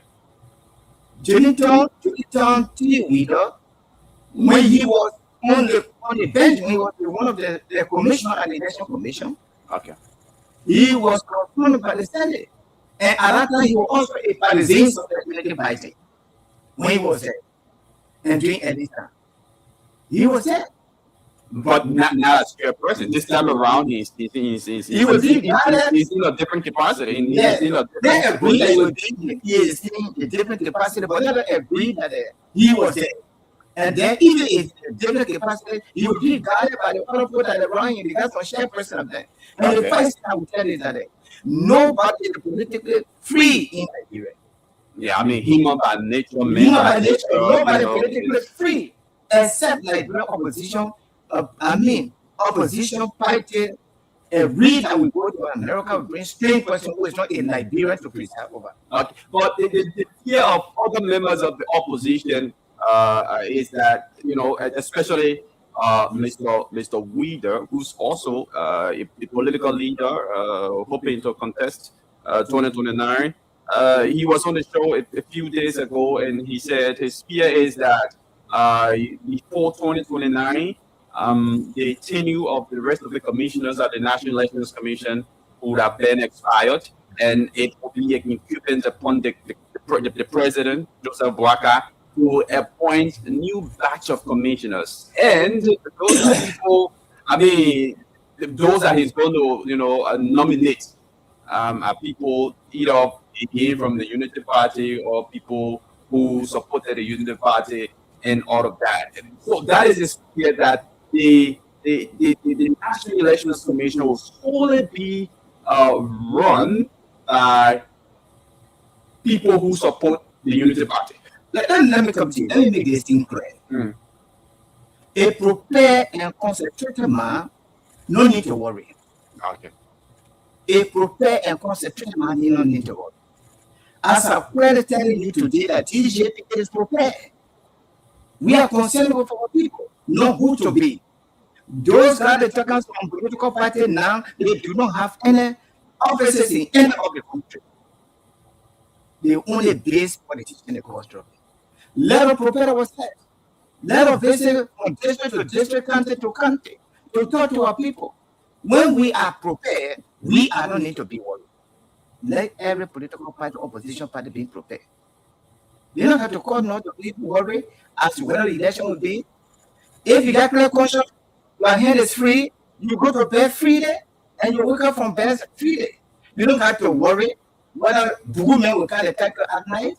Okay. Your hands are clear, go to bed, and you have a good sleep. I want to say this is Africa now. We've witnessed or we've heard about a lot of allegations around in Africa, in West Africa, about election results being rigged, and so that is why members of the opposition community are concerned. If you continue to have a perception that the election will be rigged, definitely will not make progress. Let us erase that there is a ticketed war and the election will be free and fair. As DJP has said that before you, they will expect it to belong to the power 2029. We don't have to worry because we are prepared. No. We are prepared. So let us quickly go to. Yeah. So you said you are prepared, 100%. Now, if elected President Mr. Jan Vey, What are you going to offer the Liberian Thank people? you very much. What is your manifesto? A good governing system, a good leaders of the country, a good government of the country. The first priority is to provide job opportunity for the citizen. Jobs opportunity. Job opportunity. So Democratic Justice Party, we are seeing the lapse and the years that in the society. Let me bring you back to history. When William Arrow took over 1971, less than a year, he provided job for 300,000 Liberians. He created a job for them. And at that time, the only university in Liberia was University of Liberia in Huntington University College. But you were able to provide 300,000 jobs for the Liberians. And let me be clear with you and tell the Liberian people, the resources of this country, able to bathe Freetown, Sierra Leone, Guinea, Africa, and Liberia. The problem that we face is mismanagement of funds and the resources. But a democratic justice given the opportunity to win this coming election, we are be targeting the first priority, the job opportunity. How are you going to create that? Thank you very much. These children that are riding the motorbikes on the road that we call them bad people, grown-up people, we are going to recruit no less than 30 to 40,000 of them. And we are going to Where? We are going to recruit a motorcycle to create job for them. How are we going to create a job? Okay. We need to make Liberia to be a strongest nation in Africa. Liberia is the blessed country. Liberia is the first country that produced a female president. Liberia is the first country that produced the first African best. We are talented. We have wisdom. We have the power. DJB vision is to make Liberia to be the superpower in Africa. So the superpower in Africa. And the power.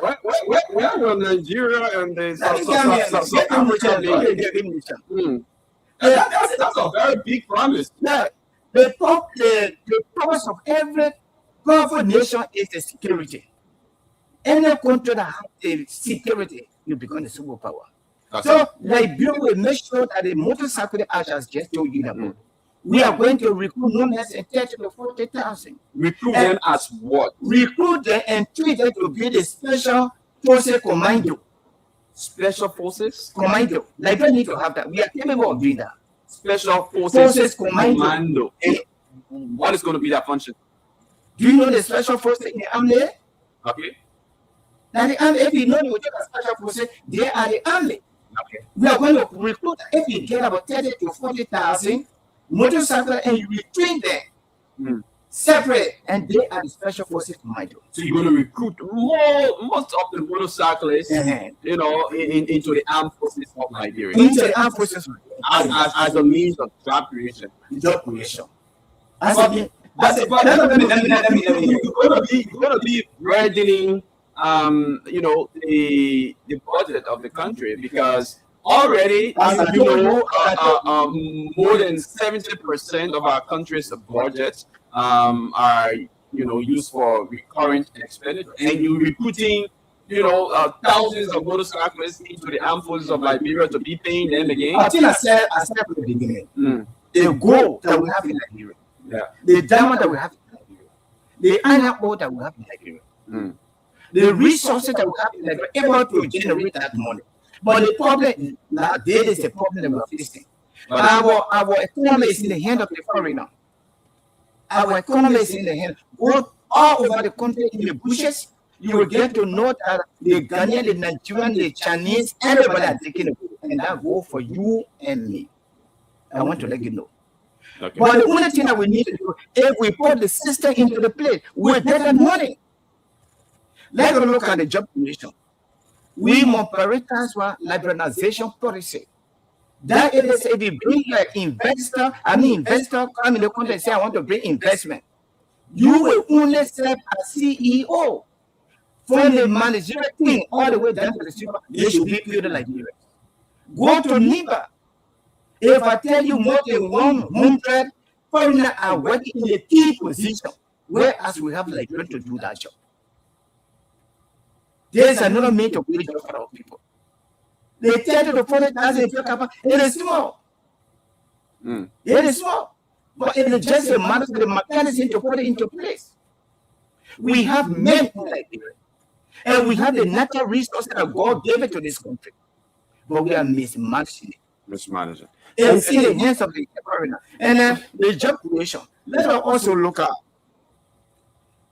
the security will be a fight priority for DJP. Do you know the reason DJP, Democratic Justice Party? Yeah, you said security is going to be the first priority. First priority. Let us look at one of the priorities is job creation. Another priority is security. Okay. Okay, let us look at the DEA. DEA has failed to arrest the drug dealer. You know what? They are unpaid. If you pay somebody, how would you say the LDA has failed to arrest drug dealers? Almost every week. I mean, on a daily basis, we see, release from the LDA of drug suspects. It is true that they've been arrested. It is true that at times they arrest. Let me tell you one thing. Government need to do more. That is to pay them a attractive salary. Okay. Why you think that so-called number continue to increase? Because are you saying the LDA, compromise drug cases because they are underpaid? They are underpaid. Let us look at the Eastern Green Ellen, Madam Army President Ellen Johnson Sirleaf. Do you remember that his security or drivers of the VIP were caught bringing drugs in the car from Cape Town and were now? So if you pay the security, they are trying. But what we expect, our children continue, the numbers of the drug users are more than what we expect. So for DEA to arrest 1 or 2 persons within the month, 2 months, it's not enough. We want for the drug to pay for. That's the only way. So the security, it will be another priority for us. Let us look at the civil servant. It is another injustice system that we do not support. When at the age of 65, they pension the civil servant. But at the age of 70, 75, 72, 73, any other person can run to become representative, can run to become senator, can run to become president. But we are saying if DJP get into the power, we will revisit the civil servant act. Let the retirement age be 75. 75. Except where an individual will let you put in for retirement. Why so? Yeah? Why so? Why do you want to increase or take the retirement age upward? Upward because African ages. You see some 50 years, 60 years, look appear 30 years old child in America. You see some 65-year-old man, he still have the energy to extend the country. But if you say that why we should extend it, then why when somebody is retired from the civil servant, then the government also want you to do some, challenging job. Such as? Such as? When you are the civil servant, you are retired, so now government can appoint to be minister, deputy minister. Oh, okay. As ambassador, no so? So what they make can remain there. Okay, that's done. Now we also look at the judges. And DJP vision is that the retirement age of the judges will be from 70 to 80. From 70? 70 to 80. To 80. Let me tell you, somebody you gotta be specific on that because right now it's 70. Yeah, so when you say from 70, that means that we will take it from 70 to 80. So instead of the retirement age for judges to be 70, means 70, it will be 80. Yeah, you want to carry up to 80. The reason is this: judge who is at the age of 70 and retire. The following 2 days, you will see that judge will file, I'm going from court to court, from county to county to plead cases. As a lawyer. So let them remain there. We need to revisit that act also. We need to do that. And one of the things that DJP is striking on is that the injustice system that in the country. Injustice. Liberia is divided on the party line. And we say no. Let us look at some of the injustice. When the government is continuity, CDC-led government convicted Guren Musu Scout as murder and sentenced her to jail. But United Party came that we also protected him. When they came, they recalled the file and they said they want to retry. And they said that the woman is free. We agree. We got to respect law. We agree. But the issue is that let government be clear to tell all that. Since she is not the one that did it, who killed this girl? Okay. Who killed the girl? Whether she died in sleep, whether she was just walking, whatever food she ate and died, there should be the reason. And Joseph delay, Joseph denied. Yesterday we said that Jeff Natikova was the one that bring the capital bidding. And the capital bidding was paid by the Nigerian tax money. Now, where were the security at that time when the capital bidding was burned? Let government speedily investigate. The public, we want to know who actually did, bring up. Yeah, but the government is carrying out the investigation. How long will it take? Okay, so you think it's been too long? Yeah, it's been too long because Joseph denied. Okay. Joseph delay, Joseph denied. Yeah, and you talking about injustices in the country, and you also said that the country is highly divided. But last year we saw President Bouakal visiting counties like Grand Jida, where there was a reburial of Tobert, the former president, and in Grand Jida, where the former president there was reburial ceremony held. So don't you think that was a way of reconciling the country, bringing the people of Liberia together? Thank you very much. That wasn't the way of reconcile. It was a way of promoting politics. Promoting politics? Yeah, it was political. How? To show yourself in the public that you are doing it. Look, when we talk about reconciliations of the country, we are not very accusing this government administration. We said that it started from the base of old. Okay. 1980, when Togo was killed along with the other people, we jubilated, Native one born soya, Congo one born road, and the country got divided. 1990, we also saw the same thing. Are you there with me? Yeah. Quite recent time, when CDC won 2017 election, CDC claimed that it was their own time. It was not Liberian people time, it was their own time. The Liberian State Department. So, CDC found themselves in another camp. You found themselves in another camp. So, this country, until we DJP, the other conference that we had last time was to call on the government that we need national dialogue. A national dialogue. National dialogue. Okay. In the newspaper, we are being advocating, we are being talking to call for a national dialogue. Let all political actors be present. Look at the statement that the Secretary General, James Tamakoji, he made on the 3rd of April that 2029 October 10, 1 minute, you don't mean working in the office. It's a recipe of confusion and trouble. You want to say those are all political rhetorics. Politicians make these big statements as a political tactic, maybe to instill fear, and sometimes they say that out of fear. And what you out of that. Those are not serious statements. They're not serious. When you said that these are the statements, they kind of statement put fear in people. When fear enter in the minds of people, what happiness? Okay.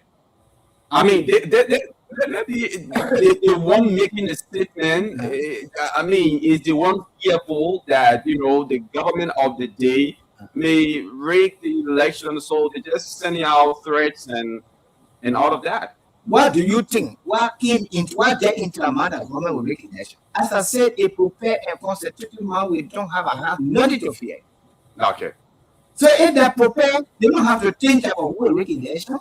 DJP is prepared. We don't worry about who will win the election, and we know the election will be free and fair. Okay.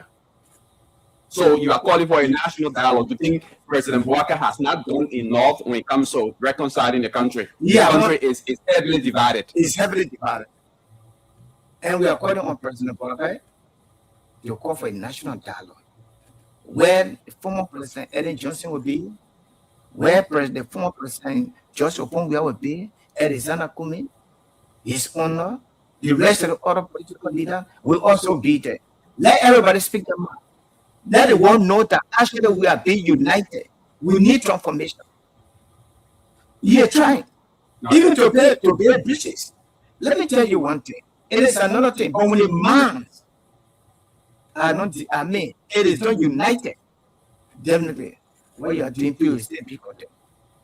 I mean, there will always be opposition to criticize. I don't care what the case is. Even if a national dialogue is held, I mean, you still have the opposition in their space and their role or in their responsibility is, to criticize the government, is to technique the government. So wherever they feel the government has gone wrong, of course, they will always criticize. No, we know that. But there is a limitation to everything. There's going to be a limitation. There will going to be the limitation. Everybody will understand themselves. The first thing everybody not understanding themselves. Everybody. No, let me tell you one thing. We have one Nigeria, one nation, and one people. Okay. So we are calling on to organize a national dialogue. And that conference, it will bring out and will discuss issues that will bring peace into this country. Look at Ghana. Look at Nigeria. People only discuss politics in the electoral year. But after the election, everybody basically working for the country will moving forward. But because our minds is divided, you see that after election in Nigeria, people will continue to be abusive, one another talking to the president, they're talking to them because the minds. Okay.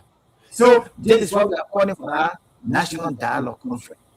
Okay, and let's look at agriculture as well, because that's one of the sectors that should be vibrant because of our tropical rainforest, because of our fertile soil.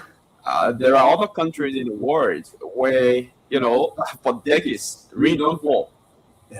For decades, rain don't fall. For many years, rain don't fall. Here, we have 2 seasons. We are lucky to have the rainy season and the dry season. Even during the dry season, we have rainfall. And during the rainy season, we have sunshine. So it tells you how fertile or how the environment is enabling or attractive for agriculture. So, as political leader of the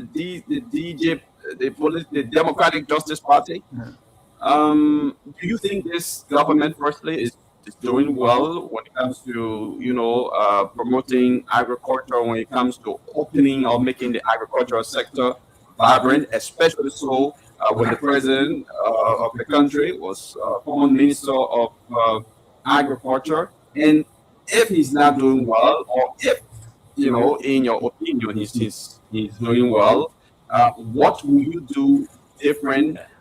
That is, if he's not doing well, or if he's doing well, what will you do as president to address what he's doing currently? Thank you very much, and I told you earlier that government is a continuity. Okay. And our strategy, we talk about job creation. And we were on the security. Yeah. As I said, we are going to make sure to have agriculture department in the army. Agriculture department. Agriculture department. In the army. In the army. We have engineer department.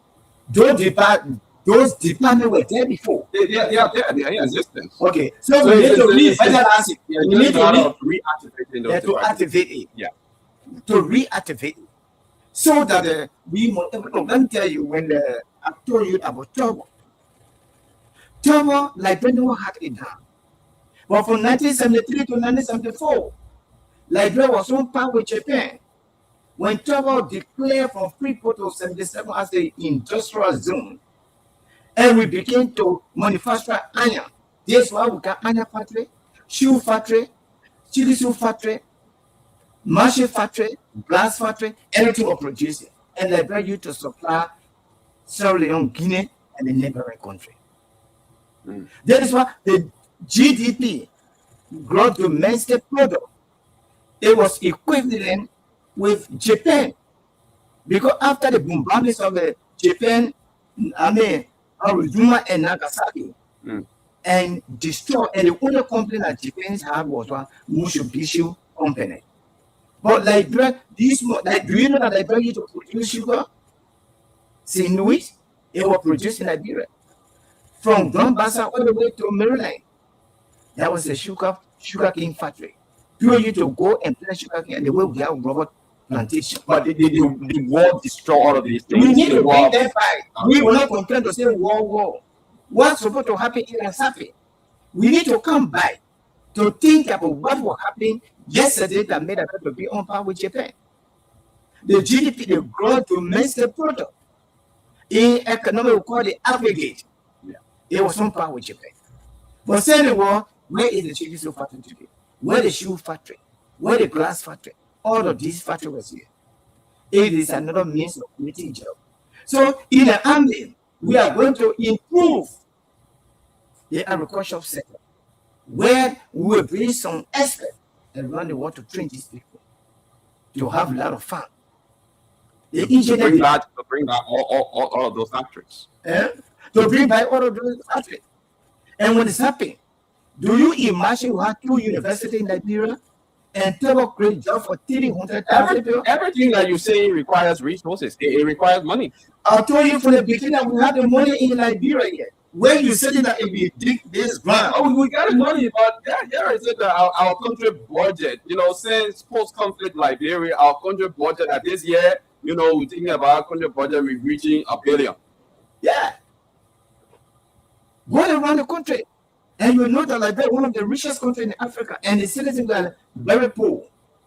What do you think responsible? So then, management. What are you going to do to ensure that the resources of Liberia are used for its intended purpose, to get out the goal to, what exactly are you going to do? Because there have been other governments coming in and they have not been able to do that. So what else are you going to do? What we are going to do this liberalization policy, as I told you from the beginning, we are going to enforce it. Gold should be mined by the Liberians. Gold should be mined? Yeah, the gold mine. That means that the Liberians should be the one to do it. Only by Liberians, not foreigners. Yeah. There is foreigner can be the buyers. Okay, you think like Liberians have the capabilities, to do it's simple. It happens in other countries. If the Chinese making that they say they want to do money, he will bring the equipment and pass it to you. You will be the manager to do the money and sell it to him. Okay. And it's possible. But you don't have to allow the Chinese to go in the bush to do the money. There's still going to be a foreign influence. In what way? The Chinese man providing his equipment. Yeah. And at the end of the day, you buy it from you. You buy it from him. But he will buy it from you. Yeah. He will buy it from you. Then it means that you're a thief. Or then they themselves to go directly into the store and to do the money. You know how many grains of gold they're starting from the country every day on a daily basis to carry out of the country? Do you know? So you are saying that the Beer Mountain, the Aston Martin, and all these mining companies, foreign mining companies, they shouldn't be doing the mining themselves. Liberians need to do that. But Liberians don't have that training. They don't have that expertise. They don't, they don't have the education. Okay, thank you very much. We talk about education. That is why during our administration has a student exchange program. How long will it take the Liberian to school for? 10 to 15 students send it to China, 10 to 15 students send it to India, 10 to 15 students and send it to another country for training. That is simple. And the training is not going to last for 4 to 5 years. You train your own people and they do their job. Even this small factory that around here. How many Liberians are really working there in a key position? The only thing we need to train our people to put a system in place. If you have the good system, you Liberians are clever and smart people. I promise you. Send 10 to 15 students outside the country to go learn something to come. Then the Liberian will be able to purchase the equipment. Right now, even they go and get the excavator and give it to even illiterate Liberians who don't know how to read and write. It will do money. Okay. So we will have more money for that. Okay, folks, if you just joined us, you are listening to the Today Show. You're watching the Today Show. For those of you watching us live on our various social media platforms, Spoon TV, Fabric TV, Super TV, and our YouTube channel, Spoon Talk. Welcome. And of course, this morning we are in conversation with the political leader of the Democratic Justice Party, Mr. Ya Day. This party has been around for a couple of years now. This party took part in the 2017 election that brought President George Weah to power, and it's been in existence, according to Mr. Day. It's been very, very active until now. It's still active. He's been telling us a lot about, what the party hopes to offer if elected to the helm of authority of the country. But Mr. Bay, let's come to, get your views about trading national happenings. Recently, the issue at the Solomar border, I think the party has followed that.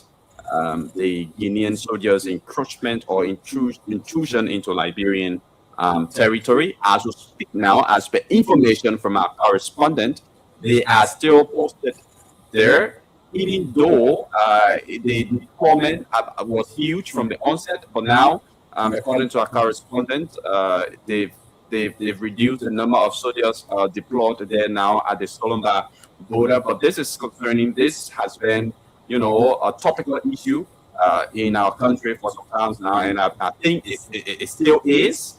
What do you make of the situation? And moreover, what do you make of the approach taken by the government, that diplomatic approach? Well, thank you very much. And I think when we talk about the job creation, we also mention about 20,000 to 40,000 special forces command. Some of these issues draw our mind to this situation. Okay. That we have sophisticated tactics in Liberia, non-sophisticated weapon. Do you know that 1990, few handful of Liberian were single barrel and stick? They were able to do it. But the issue is that single barrel and stick, do what with it? That's it. When the people came to attack the government. Oh, okay. And let me tell you one thing.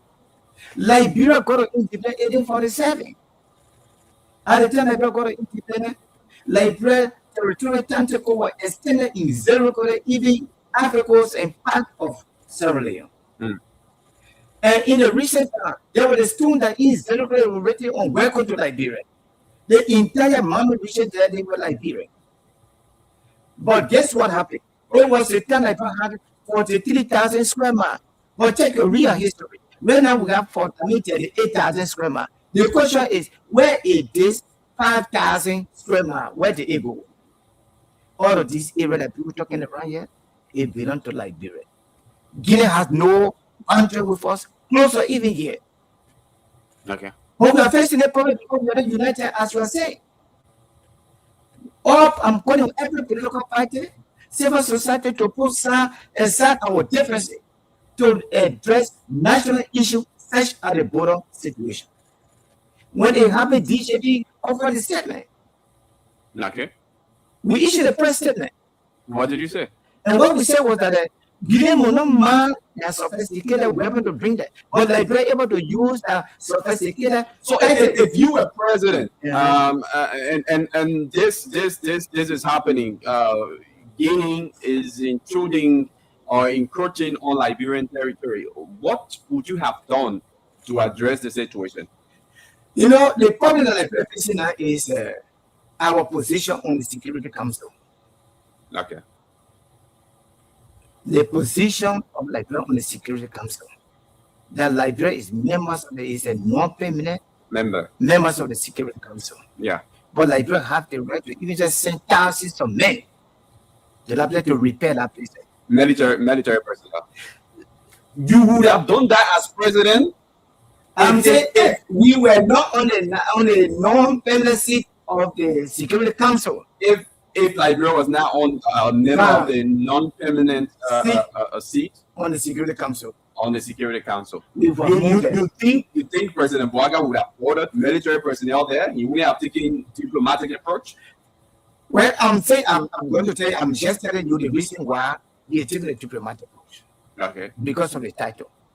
When you are announced in the community as an error, you behave like an error. Okay. That is why you behave in that way. But if you are never announced as an error on the Security Council, I think by now that we are going beyond that.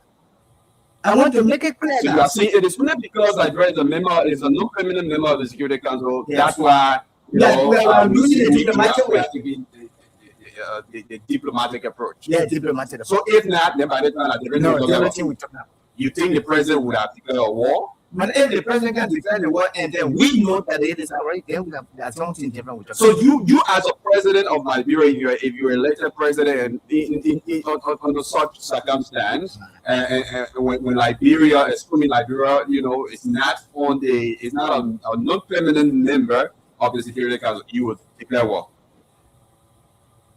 War for war. War for war. Yeah. If the Guinean know that we run there, then they use the diplomatic means to go to ECOWAS court. But if they encroach on Liberian territory, war for war, on your administration. War for war. Wow.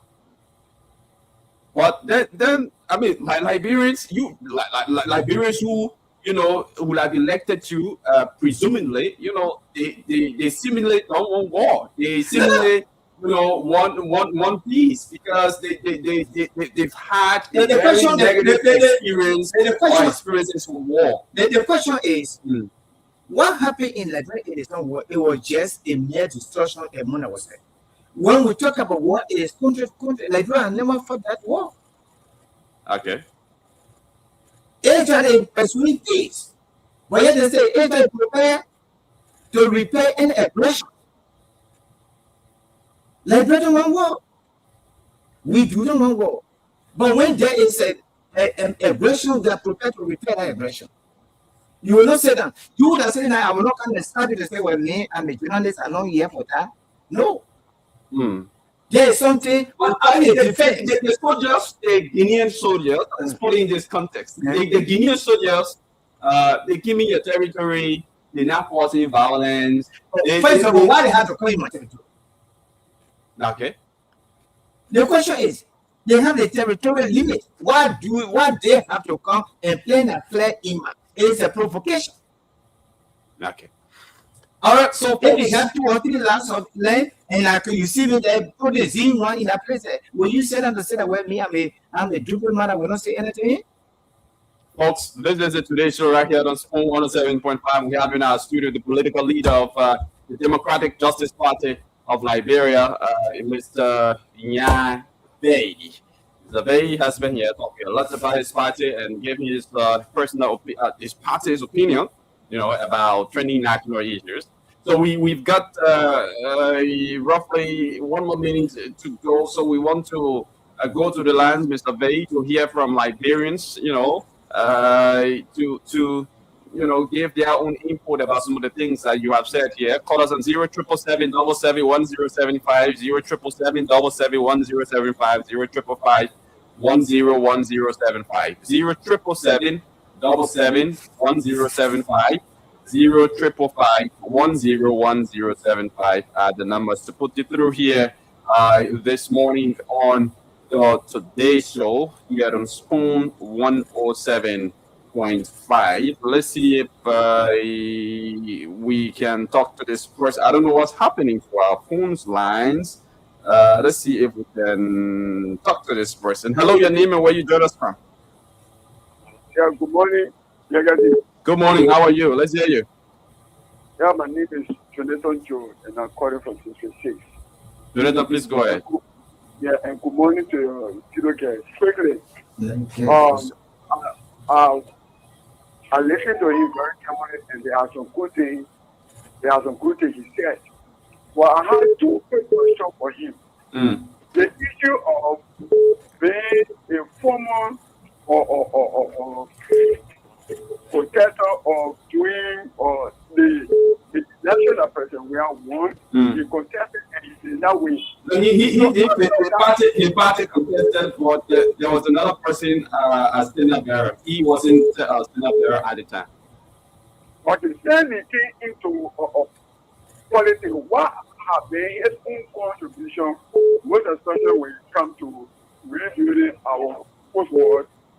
Thank you. Not real. And the second one quickly is the issue of the Yaka changing that you went to the border issue, the issue of the Yaka. Okay. What is it? Thank you. Thank you very much. Let's talk to this other person. Hello? The first question. Yeah, we'll come to you. Let's take a batch of calls and then we come to you to respond. Hello, your name and where you come from? Thank you. This is Papa calling from Sylvia. Yeah, let's hear you, sir. Okay. Let me say thank you to the political leader in the studio there. He said it right. My opinion when it comes to that of the beginning and Liberia border issue, for another country to come and plan or flight in another country without being the government of that country, I mean, I see it as declaring a war on that country. So the political leader in the studio is saying that if it was him, and then this situation happened, like they were going to protect his interests by reacting the way they acted, I think he has said it right. But however, we still looking at the government to see how they can take back our land because Thank you. even at the border, it doesn't suggest that we're there for all. Thank you. Thank you very much. Let's talk to another person. Hello, your name and where you join us from? Thank you so much. My name is Jim Magetoba. I do tell you from Tuafan. Yeah, let's hear you from Tuafan. Firstly, let me say thanks to the political leader of DEP. I want to make a request. I have interest in the party he just spoke of. I want you to send me a number so we can talk offline. Okay. Yeah, so what I want to say is that he said it very much related. What happened is that we have all the resources. We can mine our own gold. The government can establish mining our own resources. All our resources without involving any foreigner to come and mine. We can ask them to get the support and we get it back in no time. So what he said is correct. We have the resources, a few other persons just using that means of what foreigners and they are benefiting from that. Even the case we're giving, we have already declared war on Liberia a long time. Because they both brought their flag, the president have flag on Liberia land, they went against international law. So the issue of even deep with my other goal, not permanency, security, and these are all of them. The people know that we don't permanency, they came to us here. You know, all president they are going to move forward, give for America to move from Canada, then later the book that carry will settle it. Thank you. Thank you. Thank you very much. Let's talk to this person. Hello, your name and where you join us from? Yeah, my name is Emmanuel Kofa, calling from Bannerville. Emmanuel, let's hear you quickly. Let me say thank you to the Sion where is studio there. I support all his ideology. When it comes to the money issue, he talked about Liberians taking care of their own money. But I also believe that there are Liberians who are responsible for all of the mining companies. If Liberia will do well, it will also do well in our because there are Liberians that control it and they have room for all the mining sector. Okay. But yet it is not still working. And I also putting on the aspect of the Guinea social. Thank you. Thank you. Let's talk to the last person. We don't have the luxury of time. Good morning, your name and where you join us from? I'm G. Milton from the Oral Belt. G. Milton, let's very quickly. Yes. I think the still gets the other people. But one thing we should know here is certainly say if that you go declare war, you're not declaring war, you defend yourself. You defend the country. You are over there, even you're not involved, but if I can't slap you in your ear, You not something back? The Depend- first thing over there is depend on your you know what declare war over? Eh? Another thing there is the point in Liberia we pick at each other, we discuss each other, we talk more and do less of time there. Thank you. Thank you Yeah. very much. So, Mr. V, it's been a wonderful time having you. We just want to respond to some of the callers. I think all of the callers support everything that you said, except one who's deeper with me about the Liberia beginning situation. So you just want to address some of the concerns. One person raised a concern about Yega Koloba's statement relative to the Liberia Guinea border situation. When I come to the statement that you have made, I don't support that statement that they place for Guinea mistake Okay. as a state lawmaker. Why should we say that if Guinea declare what we in the position we declare what we will respond to that? The place don't forget. The first thing I want for the address to know, no individual You want to talk about declaring war. You think you have the military strength, the military capability, the capacity to defeat Guinea in terms of war? I want to let you know that war is not by the strength, war is not by the body. It is by the knowledge and the tactics that you're going to use. Okay. Look at what they will come up with Goliath. They did not use fear, they did not use God. That was divinity. That. But why you think like you don't have that divinity to go and declare war on Guinea? Like you have the power. The only thing that we need in this country is unity. We have no power in Liberia. Okay. We have no power. And Liberia is prepared. That's what we are saying. That when DJP get to power, we make sure to get not less than 30 to 40,000 special forces commando. Liberia has no power. Okay. And the history there on 1960 when Liberia went to Congo for that peace mission. Liberia was the only country that they were in Congo. And the recent time when Liberia went to Mali on the peace keeping mission. Liberia is also one of the countries that did excellent in that area. We have power. Forget the sophistication of the people. Let us look at what in our sophisticated title that we have in Liberia is a blessed country. You talk about divinity. Liberia is a blessed country. When you talk about divinity, we have it. It is only because our minds are divided. None of us go to Yeka as we're talking about Yeka. Yeah. I don't support Yeka Kodoba statement. What we expect Yeka Kodoba to say, to join the government to see what we can do. Okay. That's all. I don't support that statement. Okay, but right now, there's an expulsion proceeding going on at the lower house. Do you also support that? Do you think he should be expelled because of the statement that he made? Yes, I support that statement. I mean, I support the expulsion. Okay, following, he asked another question. The first caller asked two questions. I really forget about the first one. I can really remember that. Okay. Yes. So finally, your parting comments. And in that, maybe you want to mention things that I did not ask you. Okay, thank you very much. As I said earlier, that DJP is calling the government for the national dialogue. Okay. We love every Liberians, and I'm also calling on every political party to accept the nominations of His Excellency Joseph Yimabwaka, because if prepare pressing, you don't have nothing to worry as we are prepared. And we know that 2029 will win a presidency. We'll win the presidency. DJP. The next government you require DJP. Yeah, we win it because we are prepared. We don't have to call no. That is why you said that you have never heard it. We have quietly gone from country to country, district to district, and we have done our work. Okay. Yeah, quietly doing your work. Yeah. Okay. Thank you very much. Mr. Yan Vei is the political leader of the DJP, and the DJP is the Democratic Justice Party. It's been around now for some time since the 2017 election. They partook in the 2017 election with a different political leader. Now we have Mr. Jan V as the new political leader of the party, gearing towards the 2029 election. It's been a wonderful, fascinating conversation here this morning. You can join us tomorrow for another edition of the Today Show. On behalf of the entire production team here, my name is Yekezi Zuogbe. I won't pronounce my name right here because Mr. Yanvei is a man. So if I just say Yekezi, he will want to correct me. Yeah, anyway, thank you very much. And even my own need to you don't want to pronounce it. I mean, yeah, very low. Okay.